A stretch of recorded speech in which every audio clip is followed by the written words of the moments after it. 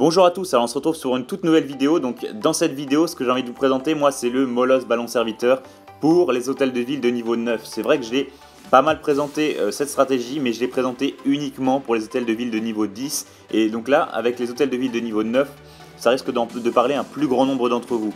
Donc ce qui diffère entre niveau 9, enfin hôtel de ville de niveau 9 et hôtel de ville de niveau 10, c'est que quand on passe hôtel de ville de niveau 10, on aura un sort en plus et on pourra avoir les Moloss de niveau 3, alors qu'en hôtel de ville de niveau 9, on peut seulement les avoir de niveau 2. Donc c'est là-dessus que vous allez voir que la stratégie va un peu changer. Et donc moi je vais vous présenter des replays qui ont été faits par un hôtel de ville de niveau 9.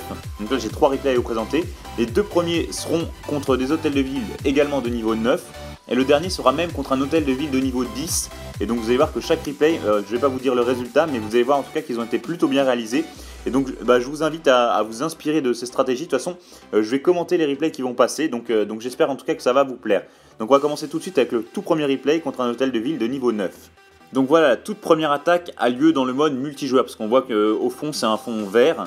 Et on voit qu'il y a pas mal de tombes en bas. Rassurez-vous, j'ai choisi un replay où il y a quand même des troupes dans le château de clan parce que ça va être beaucoup plus parlant. S'il n'y a pas de troupes dans le château de clan, ce ne sera pas plus efficace que ça. La stratégie d'application, ça reste la même que celle pour hôtel de ville de niveau 10. Donc vous allez utiliser vos 2 sorts de rage au niveau des défenses anti-aériennes pour pouvoir accélérer vos Moloss et donc pour que les ballons derrière puissent arriver et faire beaucoup plus de dommages. Donc là, vous avez vu déjà qu'on a détruit 2, si ce n'est même 3 défenses anti-aériennes, donc ça a été plutôt rapide. De toute façon, il faut bien analyser la base et chercher par quel côté vous allez pouvoir tomber sur 2 voire 3 défenses anti-aériennes de front. Et donc là, vous avez vu que seulement avec ses ballons et serviteurs, il a pu faire un 49% actuellement, il va faire le 50%, vous avez vu, voilà, on a atteint le 50%. Donc là, il lui restait encore des casse-briques si vous voulez creuser dans la base. Il lui restait également ses héros pour pouvoir faire des dommages en plus. Donc là c'est un point que j'avais dit pour hôtel de ville de niveau 10 mais qui sera exactement pareil pour hôtel de ville de niveau 9. C'est que vous gardez aussi dans votre composition, donc vous faites vos Moloss. Là vous avez vu qu'il a d'ailleurs utilisé 3 Moloss, donc c'est-à-dire 2 de niveau 2 dans sa composition normale puisque c'est le maximum qu'il peut avoir.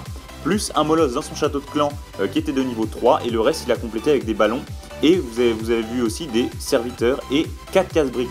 Alors pour ceux qui n'ont pas regardé la vidéo pour hôtel de ville de niveau 10, ils peuvent se demander à quoi servent les casse-briques puisque c'est vrai qu'on utilisait une composition aérienne. Tout simplement, si là on n'avait pas fait tomber l'hôtel de ville, parce que c'est pas évident non plus de faire tomber directement l'hôtel de ville, et ben les casse-briques ils vont nous permettre de créer un chemin, parce qu'en général l'hôtel de ville à ce moment-là est assez dégagé, donc les casse-briques vont nous permettre de créer un chemin vers l'hôtel de ville, voilà.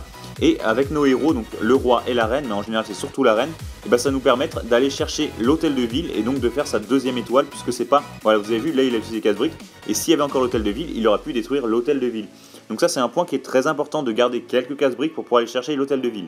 Donc là on passe sur un 2e replay contre HDV9, avec une base encore une fois qui est totalement maxée. Je parle bien au niveau des défenses, puisque le niveau des murs ne va pas nous importer, mais quand même là le niveau des murs reste quand même très élevé, et vous voyez que pour un hôtel de ville adverse de niveau 9, il y a quand même une reine de niveau 30 qui est le maximum, et un roi niveau 26, donc ça reste quand même une très grosse base pour hôtel de ville de niveau 9.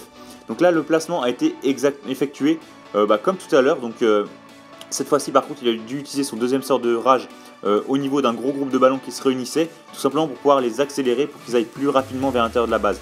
Donc là on voit qu'il a placé déjà 3 sorts de rage, donc les 3 sorts de rage, dont un qui est, moi je trouve particulièrement bien appliqué au niveau de l'intérieur d'un compartiment central, tout simplement parce que son gros groupe de ballons était dans le compartiment central et que les 3 grosses défenses anti-aériennes qui restaient se trouvaient dans le compartiment central. Donc c'est pour ça qu'il a accéléré ses ballons.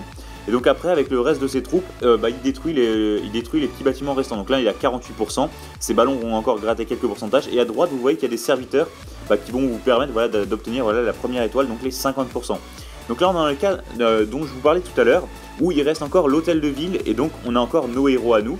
Donc on va utiliser les casse-briques pour se créer un chemin comme je vous ai expliqué. Donc premier casse-brique placé à droite, donc là c'est plus pour voir la direction que les troupes vont prendre. Pourquoi il place son serviteur? Tout simplement parce qu'il restait un petit squeletton.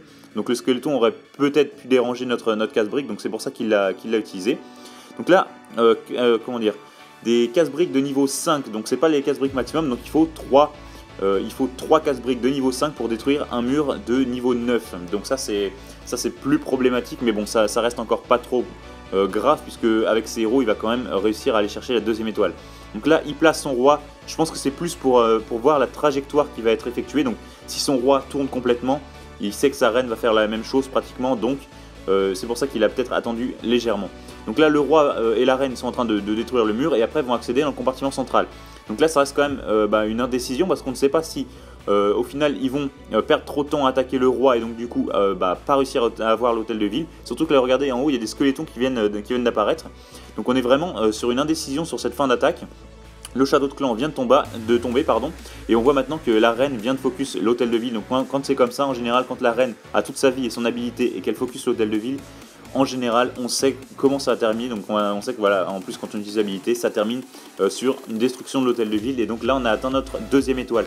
Et deuxième étoile sur une base qui est totalement maxée. Il reste plus que les murs et encore une petite partie, enfin une grosse partie des murs, mais on est à un niveau du maximum pour un hôtel de ville de niveau 9. Donc là ça reste une très grosse base et je pense que vous pouvez vraiment vous fixer là-dessus sur cette stratégie.